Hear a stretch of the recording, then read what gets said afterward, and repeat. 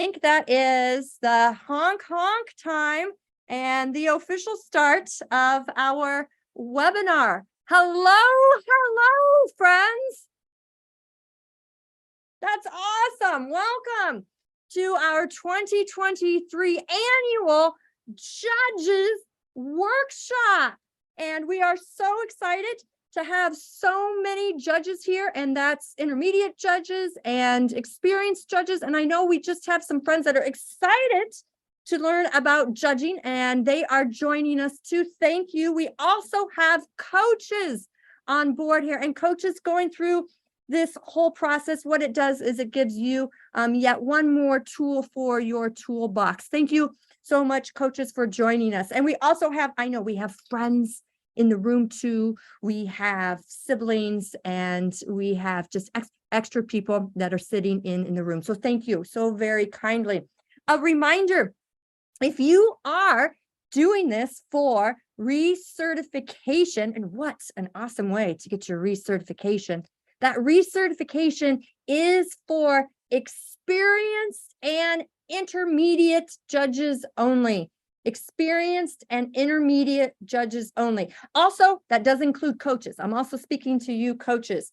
If you are a novice person, a novice judge, yes, you are required to attend an in-person clinic. And all of that information is absolutely available on our IHSSA website.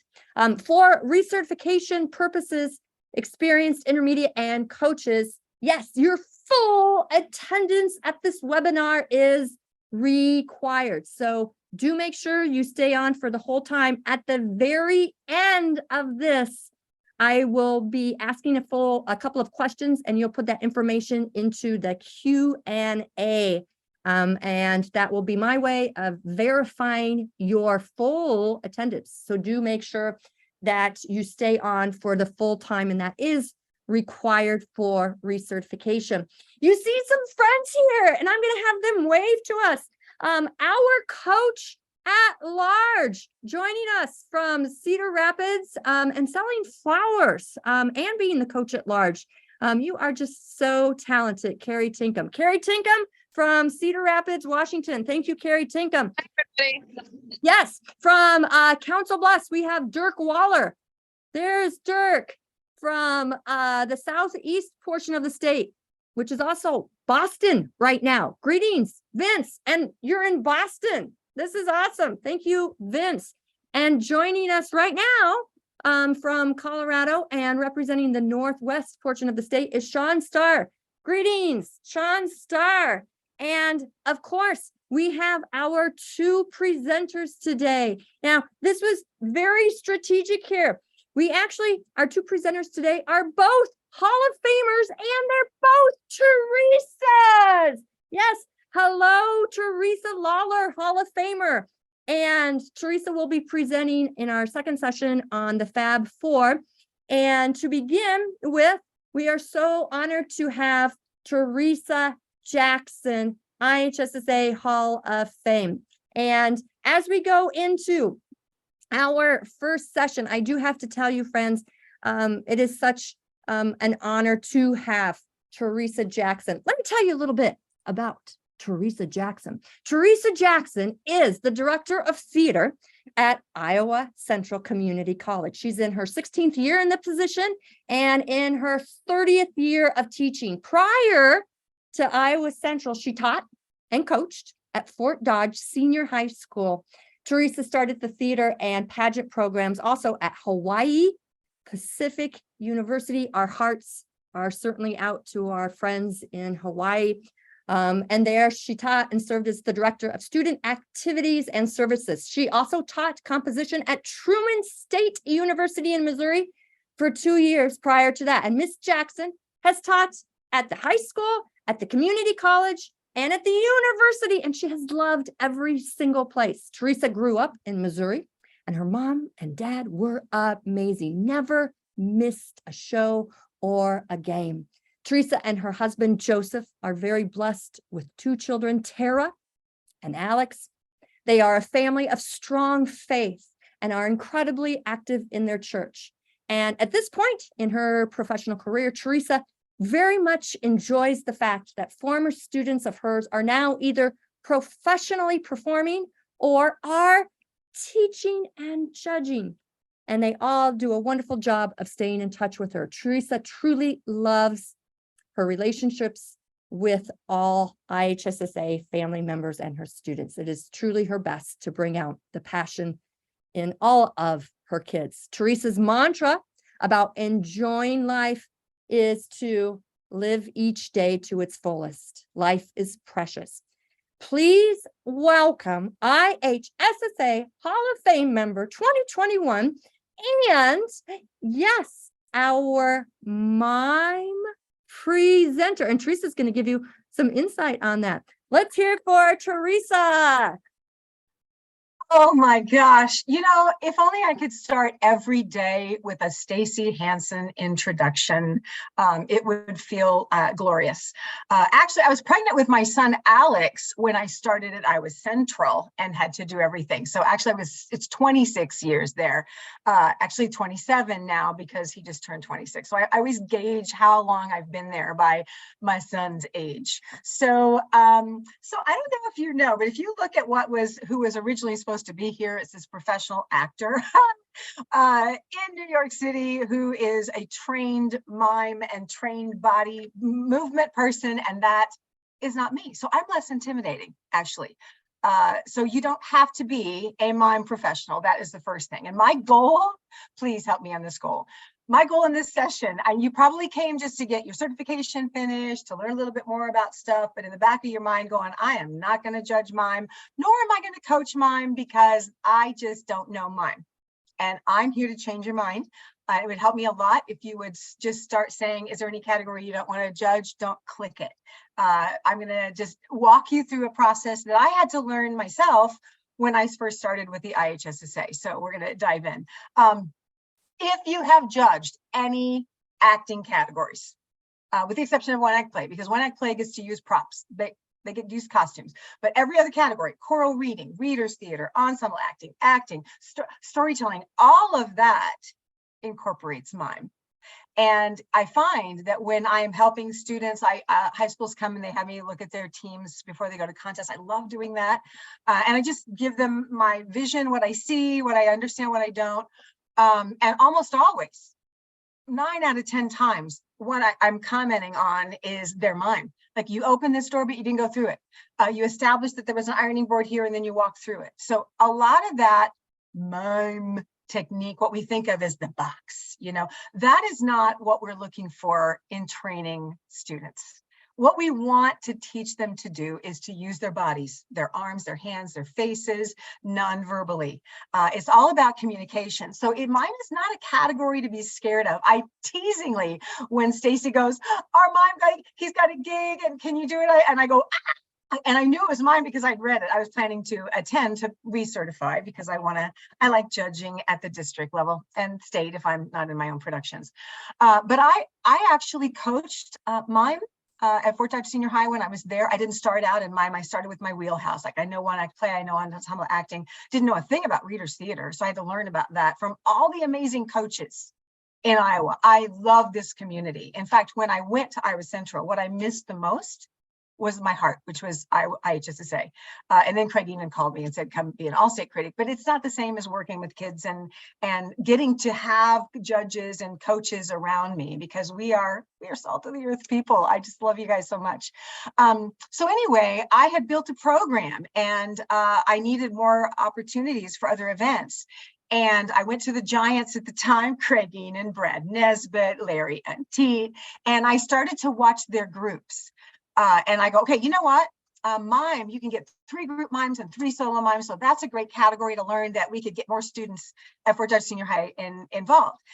And so my husband and I went, and we just watched. And I'm like, oh my gosh, they're just telling a story.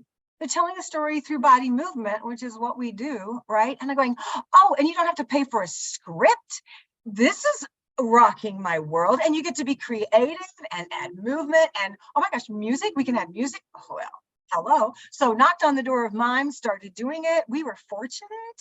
We had really talented kids, and we went to Allstate we would go to Allstate with all 3 of our our mimes, our group mimes, our solo mimes. And it's not because I'm a mime expert. What I learned is that mime is all about attention to detail. And in fact, that became for me at Fort Dodge Senior High, the foundation. So if a freshman came in, unless they were just like really amazing interpreter, you know, like the first thing they like was kind of a requirement that they do a mime. Because I wanted them to learn energy and presence and attention to that detail of opening a door. How does this work? And, you know, I grew up playing charades. I don't know if you guys do that. I just played gestures with my daughter and my son. We were all together in North Carolina for the summer. We played gestures, and my kids rock at it because they did theater. I'm pretty good too, but we won't play it right now.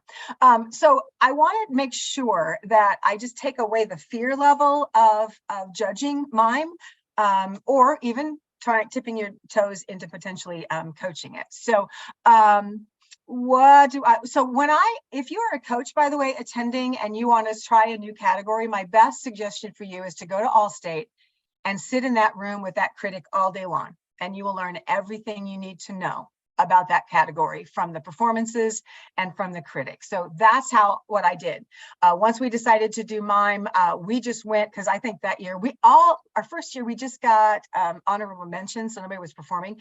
And so my husband and I just sat in the mime room the whole time. And there it is. I saw magic, and it was really, really exciting. So here's what to do. Let's say you don't know mime technique. I really don't either. But I watch, I go, oh, it's sort of like a dance move where you take your heel, you pull it forward. Okay, so I'm just watching the body movements and figuring out what they're doing with their body. And then when I'm watching a mime, a lot of times I'll go and they'll say, hey, would you look at our mimes? I don't write anything down. That's the beauty thing about this category. You don't have to write a lot. You have to watch. So I just watch, and my comments will come from, what were you doing there? I didn't know what you were doing. Oh, you were opening a bit. Okay, well, I didn't know that. So can you work with that a little bit and show me a way to do that? And so if I'm not moved, you know, I go, I think you wanted me to feel something there, but for some reason I didn't. I need more from your face, like at this moment. Or when you came in and you started, it felt like you lost your energy, or you didn't start with the same energy that you ended. And so all of my comments are things I say during ensemble acting critiques or musical theater critiques. So the critique itself is still pretty much the same thing that you're already doing. So the other thing that I love, I'm just turning my page here, is this. You get to watch. I know for all of us, when we're judging these categories and God, I mean, as a coach, I loved the comments from my judges. My students love the comments from my judges. Comments are golden, and they can either make or break a kid. So we got to obviously, you know, we're watching the events, but we're also formulating in our mind what we're going to write down. With mime, don't look down. We just don't look down, because you're going to miss some really crucial movement. And so I am really good at I will have a scratch sheet of paper, and I will just jot down like question mark, right side of the stage, you know, what's happening there. Or I'll put a like love, I'll just like one word things that I'll jog my memory, but I don't write anything on the ballot itself. I just watch the mime, and I give myself permission to be transported into the story. And watch what they're doing. And then I go back. And in a little bit, when we start talking about the rules of the category, I'll share with you the ballot. But if you look at it, it's just got like excellent, good, and fair, I think are the categories. I'll show you. It's like right here. So you just see lines, and it's like excellent, good, or fair. And you just put an X wherever they are in those categories on the ballot.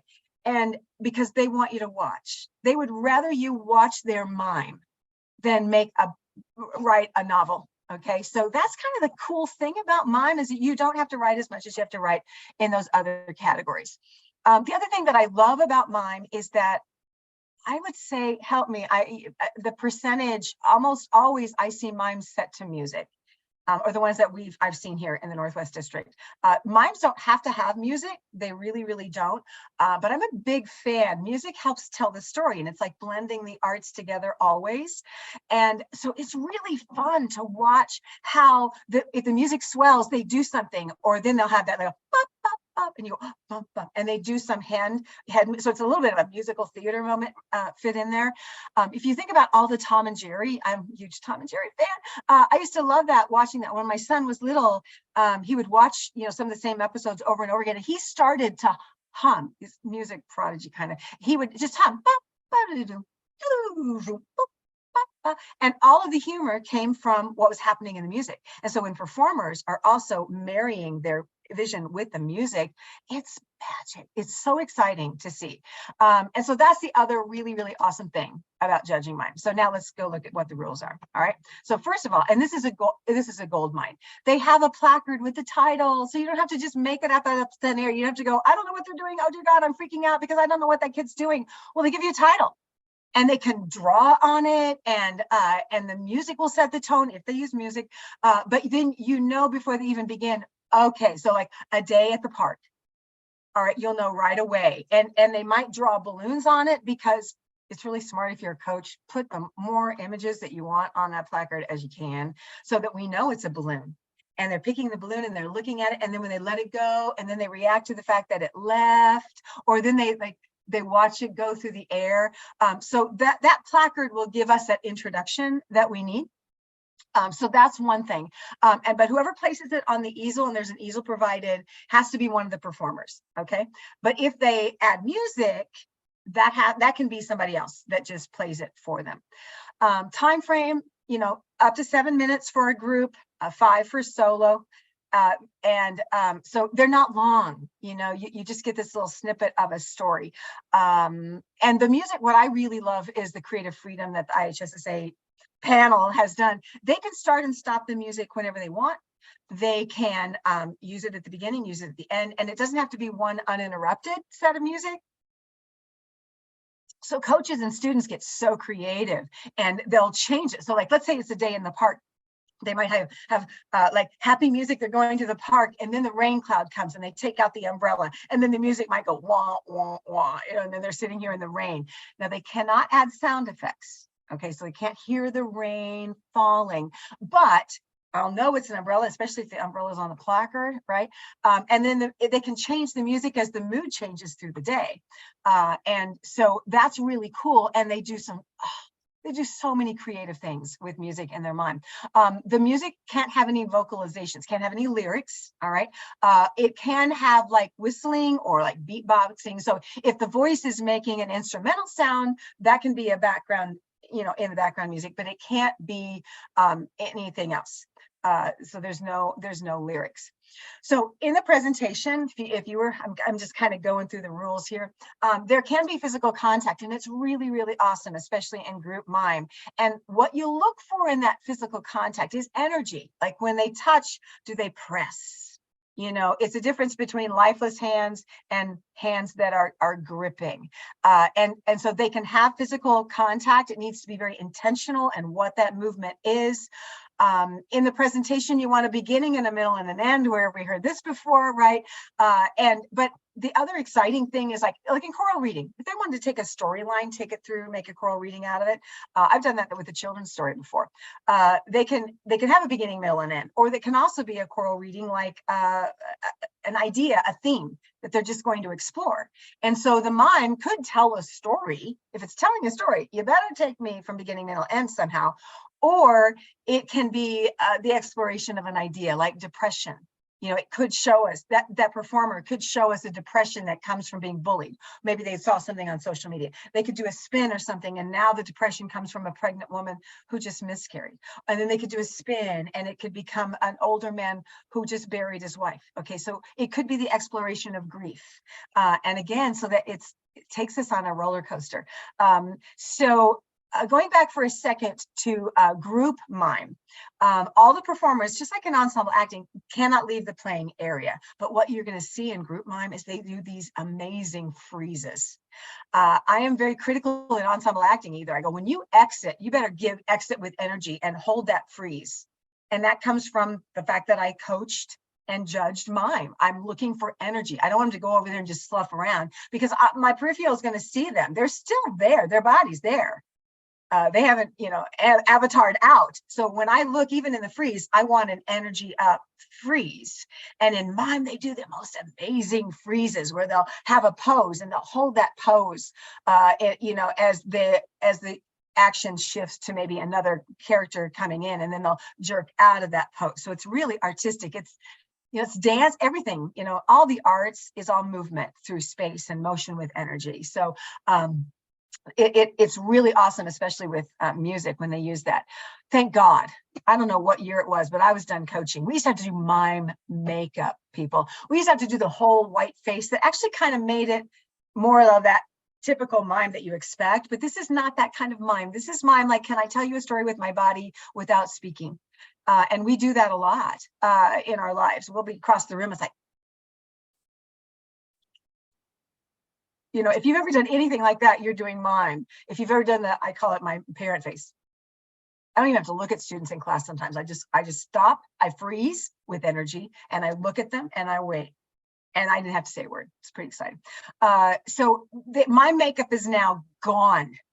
Bravo, whoever came up with that first suggestion and seconded it and voted. Thank God we don't have to do that. They can't costume. But with mime, we got to see their body. And so they can't just have baggy clothes on, because I can't see, the muscular shape or the movement of the hands. So it's got to be a little bit more form fitting, just so I can see the core movement, and I can see like the movement of a shoulder going up, as opposed to, I can't see it because they're hiding inside their big clothes. So their apparel cannot suggest character. If you do judge mime, you'll see a lot of people in black. And because, we don't want to suggest character. So they'll have their entire body might have black on them, or, you can see their arms. The groups, they can, again, the rules, they can have 6 chairs to use in whatever way they want. They can move them around whenever they want. It's very much like ensemble acting, musical theater, and with choral reading, readers theater. So they can do anything they want with that. And with a solo mime, it's 1 chair.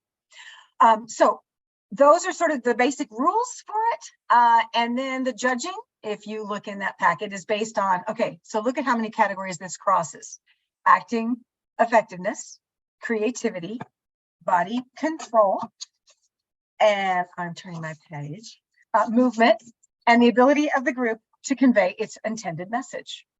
I mean, all of the categories in IHSSA are, the core is to develop communication skills, nonverbal, verbal, through their body. And so it is, for me, the foundation of acting, is learning how to do mime. So if you look at the mime comment sheet, I'm not going to pull it up right now, but if you want to, I will later. But I'm going to tell you what all the categories. It looks like this. Okay. All right. And so you don't have to write words in there. You can, if you want, in the line, when you're done, when they're done, you can go back in and write little things. Like if you gave them an excellent and now they're leaving and the next people, then you can start making little comments right next to maybe the X that you put in, but you don't have to write a ton. So the first one is performance energy. So is that energy up thing. I talk about that all the live long day. Every time I'm critiquing, I am talking about energy. I'm either praising it, or I'm dissing it. And I'm saying, you're lifeless here. You're touching this girl. You're supposed to be in love with her. I don't believe you. And then I'll put my hands on her and I'll say, hug me if this is what you're supposed to do. So it's all about engagement and the energy and the commitment. I talk a lot about energy in the freezes, which I already mentioned. I really watch the hands in mime, because everything they do, if you think about it, when you pick an object up, okay, here's my phone. So I pick up my phone, I grip it, right? So there's the attack. You grip the phone. And then when I release the phone, look what my fingers do. They release it. And so a lot of times people do that and they'll bring the hands up, or they won't even, or they'll hold the phone and they've lost so what I do when I was coaching mime, I would put the phone in their hands, I would take it away and say, look at your hand, look where it is. You have to make this. So a lot of my mimes, when I was coaching, we did it with props first. And then I would remove the prop from their hand. And that just helped them realize and visualize what they're doing, what they're having. We would actually get balloons, we would go like that. So we would practice a lot with the prop and take it away. So hand energy is important. And I found once I started coaching it that it carried over into everything I did. And I realized we watch people's faces and we watch their hands. My dance folks at Iowa Central, we are like national champions, and our college is so amazing. We have everything. But they will have me come in solely when they're getting ready to watch their faces.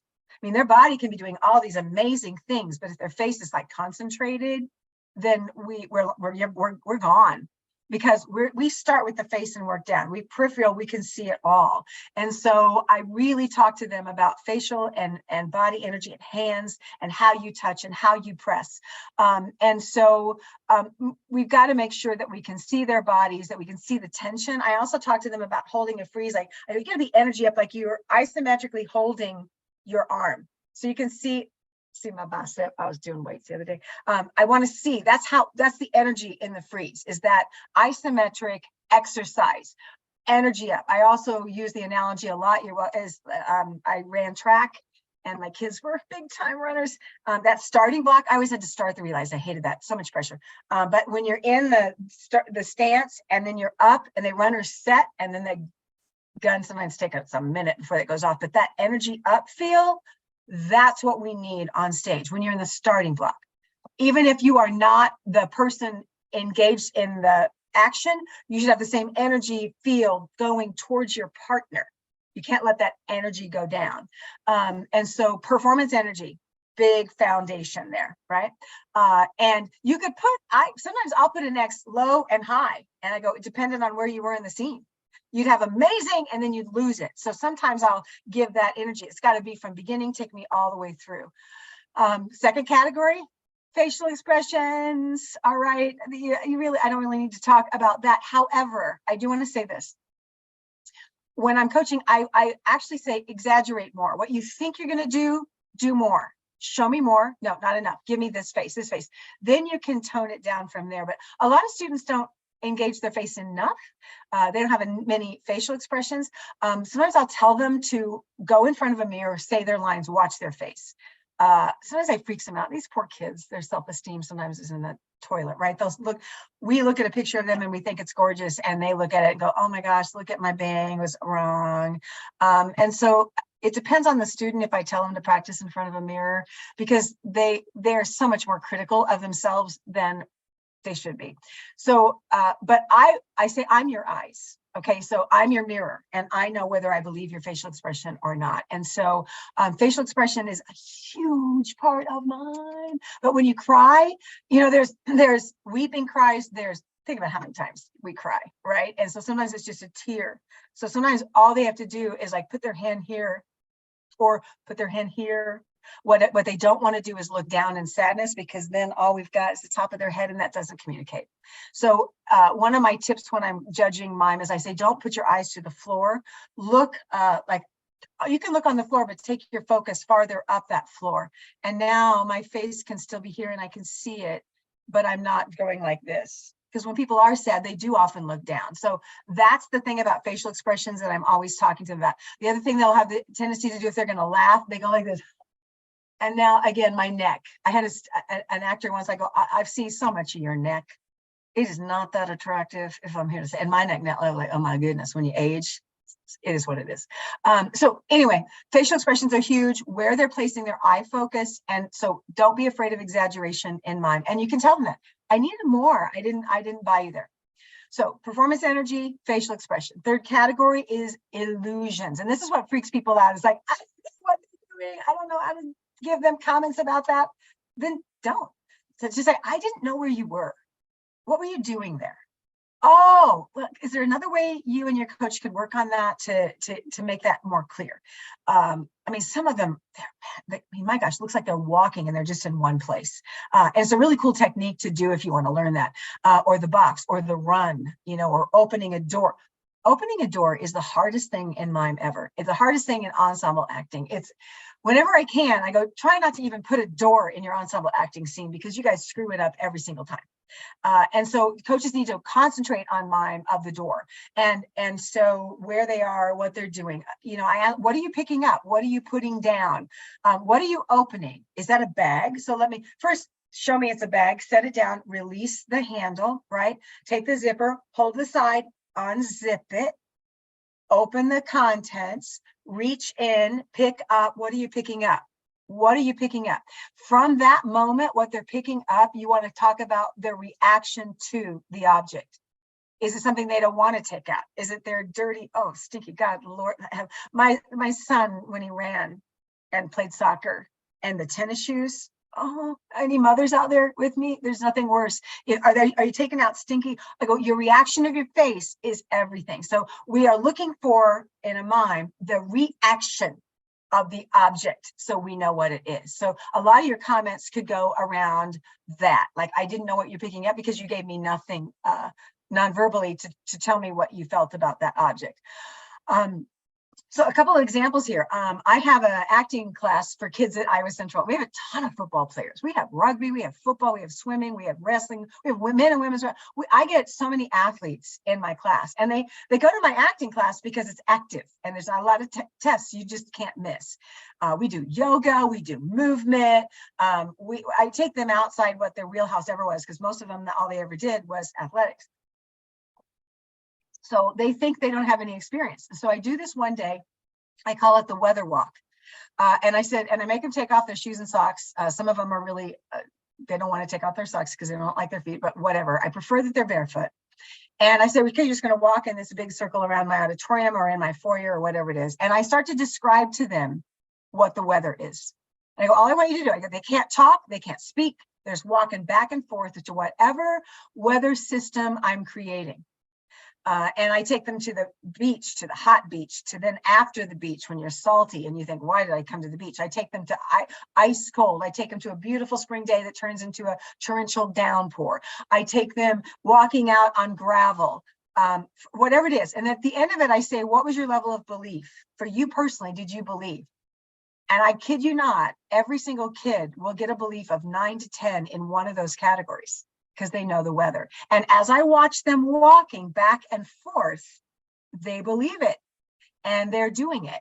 And so we need to know how are you reacting to this environment? What is the illusion you're trying to create? I make them step on, I say, so you're walking on gravel, your feet, it's really tender. And on the count of 3, you're going to step on a really, really sharp rock.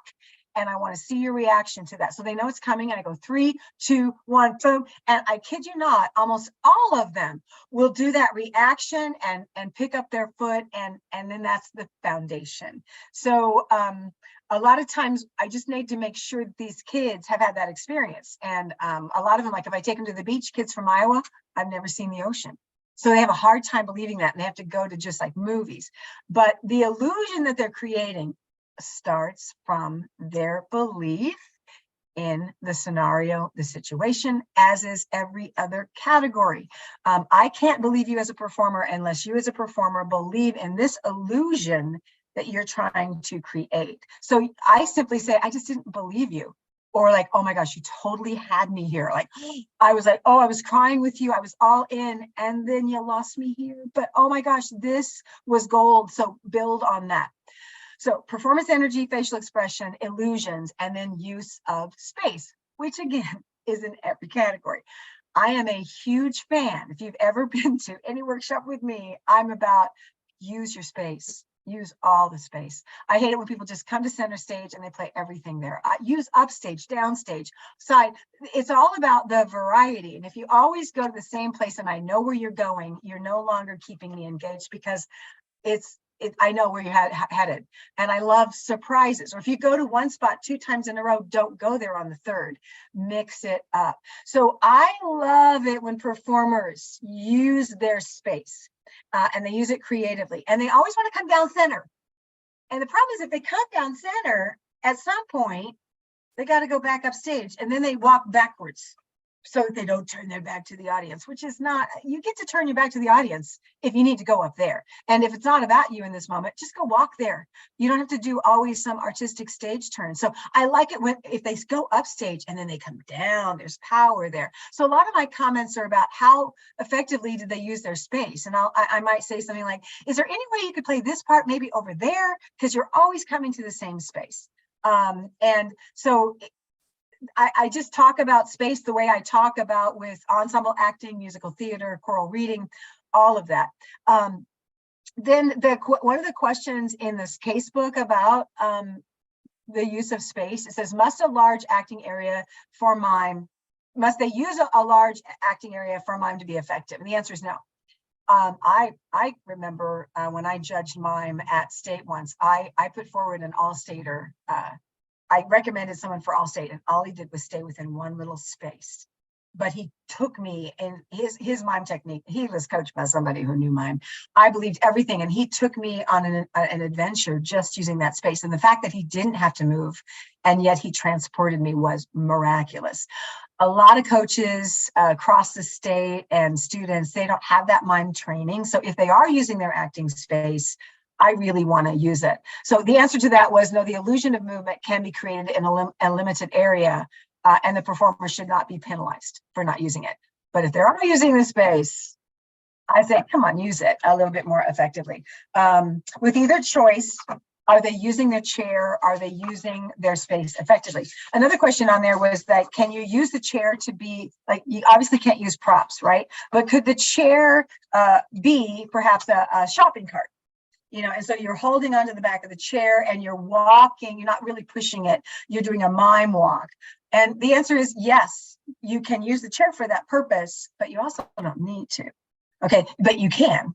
And when you get up on it, it could be that you're climbing up on something. So that chair can be used however they want to use it. And it can be an object of some sort, but they just can't, you know, in all the other categories, use anything else that imitates a prop.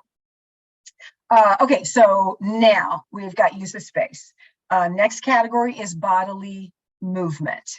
And in that, this is where really good mime technique just blows my mind, when I can believe that I understand everything they're getting out. I know that it's a sword, and I know you just stabbed that guy, and I know that you did this. Hopefully I'm going to try to stop in enough time. I'm going to get there to show you this mime that was at Allstate, where they literally pick a guy up he's in a coffin, and they pick him up, and he hardly moves his legs at all, but he's got really tight core, and his teammates, the three of them, just pick him up, and his body stays stiff as a board as he comes up. Well, they were coached very, very well, and so we look at their movement. Where does a movement initiate? Okay, so with mime, it really does start a lot with the body. I don't know if any of you do yoga, but if you don't, check it out. It's kind of cool. There's this thing called the cat-cow stretch that is really, really good. And really good instructors of yoga will tell you where to take your body, all right? So they will say, inhale, start the movement, tilt your pelvis forward, pull your abs in, round your back, press through your hands evenly with your fingers. They will talk all about what is the body doing. And with mime, we have to look at what every part of their body is doing. And is it moving through the space? Is it all in sequence? So what's the connection of the bodies? What's the sequencing of the movement? Sometimes kids will get up just too quickly out of bed and turn around, but most people, they stretch first. You know, so when they stretch, how are they stretching? Do they do this? Then do they get up? And then, so they can take one idea and use their movement and really let me know you're stretching before you get out of bed. So how much effort is invested in that movement? So we're looking for that. And so if you think about the difference between, like, let's say you're going to pick up a glass. So are you reaching for a glass of wine at the end of a day? Are you reaching for a glass of medicine that you know you have to take, and that medicine is going to make you sick, but you have to take these meds because you're in chemo, you know, whatever it is, your attitude towards that movement and your relationship with that object has to be communicated. And also the strength and control is a variety there, you know, so think about the difference. Listen to these descriptors. Okay, so like float, how are they floating? Or punch, or glide or dab, okay, or wring something out or flick something or press something in. All of those action verbs have a different way that we're moving. And so I use a lot of those descriptor words when I'm trying to get something out of a student. Things that can DQ, just like anything else, they can't make sound effects. They can't mouth words. In there, it says they can say, oh, like one syllable, like, or they can do that like hi. If it's one syllable, you can get away with it. But I think I usually don't try to do too much of that. But that's okay. One syllable is fine. So bodily movement, you're really looking for their energy and the intent of the movement as they're going. Character development, just like all the other characters, all the other categories, the point is, who are they? Where are they? Do we believe them? Their interaction with the environment is the next category. You know, do I know I'm in a beach? Do I know I'm in a den? Do I know I'm in a cave? And again, look for the placard to help you understand what that environment is, and then do you believe them there? I had a student, so there's another exercise I do in my acting 2 class. I make them do movement to music. I go movement to music. Use the space. I want levels. I want energy. I want you to communicate something. And a lot of them will actually take lyrics of a song and they will tell the story through those lyrics, but they can't lip sync it. Right? They're just moving through the space. One of my favorites of all time, 2 examples. One was a guy who did the Flight of the Bumblebee. He did it to taking an ACT exam. And I told him, I saw him. He's a professional actor right now, by the way, in Chicago. I said, this would win the banner at Allstate for solo mime right now if you had just done what you did. He sharpened his pencil. He had the whole thing where the clock, we knew when the timeline was going, when he started to just fill them all in. He just captivated me taking this ACT exam set to that music. Elias Johnson, who is on Channel 13. He did a movement to music to Tiny Bubbles. Tiny bubbles in the wine makes me happy, makes me feel fine. Well, he couldn't think of a song. He went home. His sister was playing some little game on the computer, and this song was on. It just kept looping around. So he created a storyline of a guy who was trying to ask this girl out, and he took inspiration from his bubbles. So he'd blow the bubbles, and then he'd feel the bubbles, and they'd make him excited, and then he'd get up his courage. And he told the whole storyline up to where he went and asked the girl on a date to the song Tiny Bubbles. So what they do with music is really, really exciting. So character development, where are you? What story are you telling? Do I see the relationships with the objects, with the other people in the team? Do I know that there's a relationship there? Also, big thing under interaction with the environment and with other characters. This is my biggest pet peeve when I'm looking at musicals, when I'm looking at ensemble acting. Where am I supposed to look? And it is the director's and the actor's job that I should not have to work and decide. I should just know magically where I am supposed to look. You should, as performers, show me. So many times I will see 2 actions happening simultaneously on the stage. Stage right, stage left, 2 people doing something. And I have to make a choice. Who do I look at? I hate that. It's my biggest pet peeve. And I say, if you want both people visible at the same time, instead of putting them stage right, stage left, you bring them both here. You bring them to upstage and downstage, offset a little bit. Now I can see they're both in my peripheral vision. So if I'm supposed to watch 2 people at the same time, you better put them in my line of sight, right? So I can see the action happening. So if a group mime has a ton of people moving and you don't know where to look, well, there's your critique, right? It's like, I didn't know who was supposed to have the focus. But if it's well staged and well choreographed, this group will actually give the energy to where we're supposed to look. So if the actors on stage are looking at the other person, I'll know, I'll travel there. That's where we're supposed to go. So we should do a thing on how to direct focus. There's a whole bunch of tricks we can use, but that is not this category today. But it is a part of the mime process. And when they do freezes, and it's so cool. If there's one group and they're doing a movement and they jerk into a freeze, that's another thing I talk a lot about, jerk in and out of the freezes. So I know you're coming alive, or that now, boom, I'm done, and hit a really cool, make a stage picture, make a living sculpture out of that freeze. And you can make that the most varied, cool pictures ever. And then when they jerk into the freeze, they do it simultaneously with the other coming alive. Then it's like, oh, that was magic. They froze, they came alive, and it's all a matter of going, phew, phew. And it's really exciting to see. So their interaction with each other, they should not be fighting against each other. I should know where I should be looking. And so a lot of my judging comments would go there. They talk a lot about, is it 5-minute warning? You are doing fantastic. Give us 5 more minutes. And this is awesome because I am only got 2 more parts of the judging sheet. Look at me go.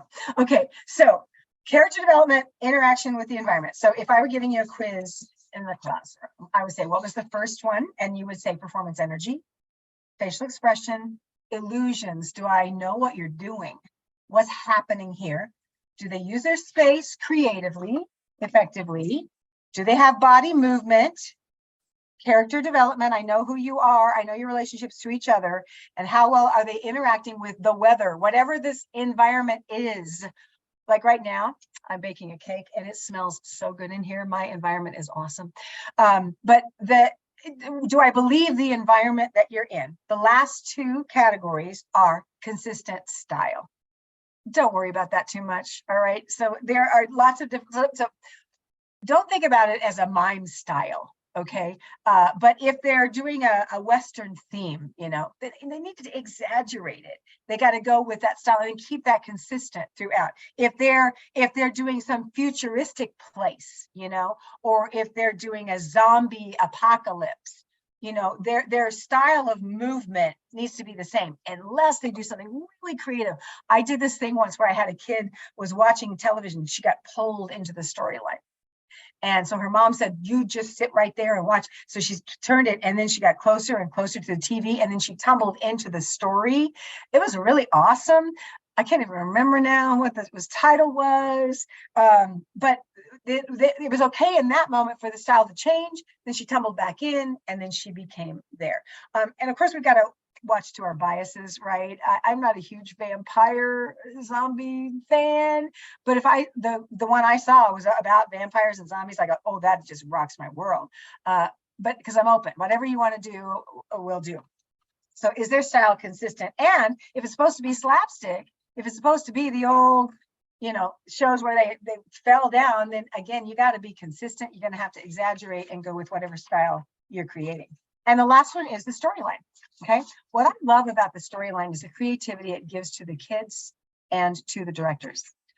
You always want to write what you know. Any writer will tell you that. And so I'm going to end with talking to you about our 1-act mime, that solo mime that took the banner. So my father was a patrolman, and I remember being very little, and I came out, and he would come home late at night, obviously, and I was proud of myself. I was getting up to go to the bathroom.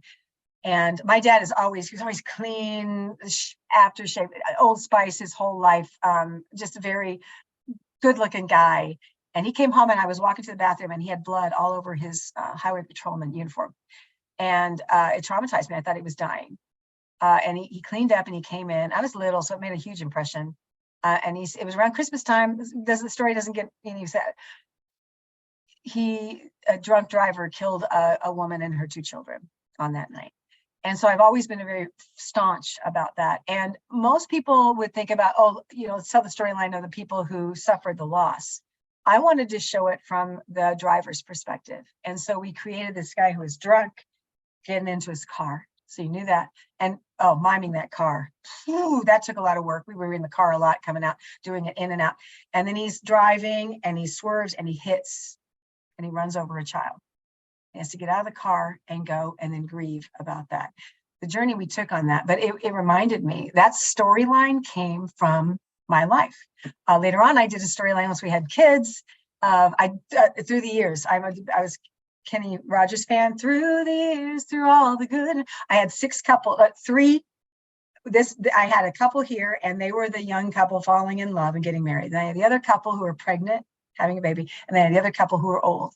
And so we just basically went back and forth. So everything that they were doing, the same action, that the newlywed people were doing, like toasting, and then how they toasted when they were at the other age, and then how they toasted here.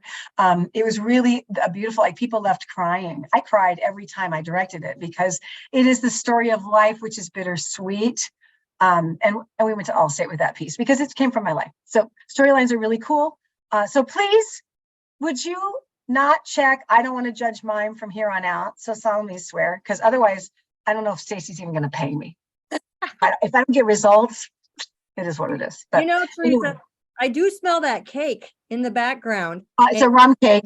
Yes. But I did not, I just have coffee. This is not rum. It's your reaction to it. And I love that you talk about that.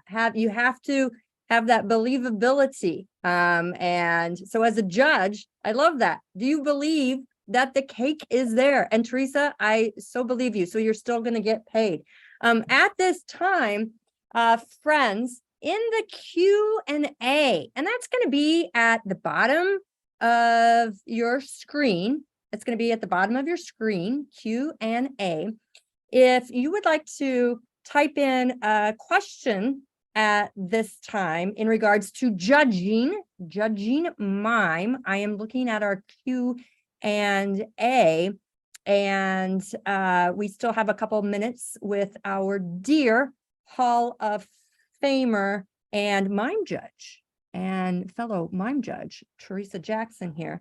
So if there is a particular question about mime, yes, go ahead and feel free to type that in the Q&A. And also, I have to tell you, friends, don't be alarmed if you're not seeing yourselves and you're not hearing yourselves. This format, which is a little bit different than a meeting, in a meeting situation, you can see and hear yourself. But in this webinar, you are not able to see or hear yourself. Now, Dirk, I saw you pop on there.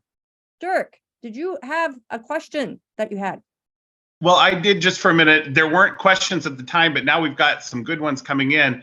But I just wanted to comment really quick that the comment sheet, the way it's set up with the X's and the lines there, everything that Teresa said is so observable because you have the time to put that in there. We'll give you a few minutes at the end to write, we want you watching. And I think she said that so much is based on reaction.